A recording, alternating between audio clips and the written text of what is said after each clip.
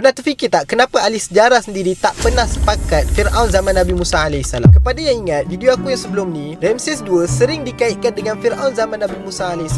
Ini sebab adanya bandar yang bernama Pi-Ramesses dan tempoh pemerintahannya yang kelihatan sesuai dengan zaman tersebut. Tapi dari sudut kajian sejarah, benda ni masih diperdebatkan lagi lah. Ramai ahli sejarah dan pengkaji menyatakan tiada bukti arkeologi yang jelas yang boleh mengesahkan bahawa Ramses II ialah Firaun zaman Nabi Musa AS. Sesetengah ahli pengkaji pula menyebut Merneptah, anak kepada Ramses yang kedua, sebagai Firaun zaman Nabi Musa AS.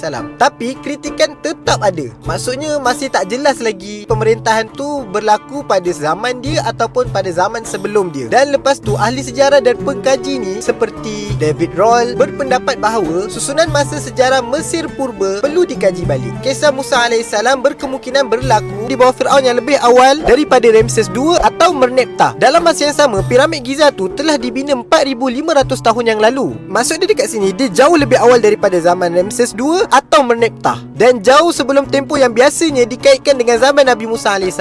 So kesimpulan dekat sini mudah je, Ramses II dan Merneptah selalu disebut sebagai Firaun zaman Nabi Musa AS, kerana selalu orang sebut-sebut dan tak ada bukti sejarah yang betul-betul muktamad pun. Piramid Mesir bukan dibina pada zaman Nabi Musa. Sejarah Mesir purba pun masih terbuka kepada perbincangan dan perbezaan pandangan.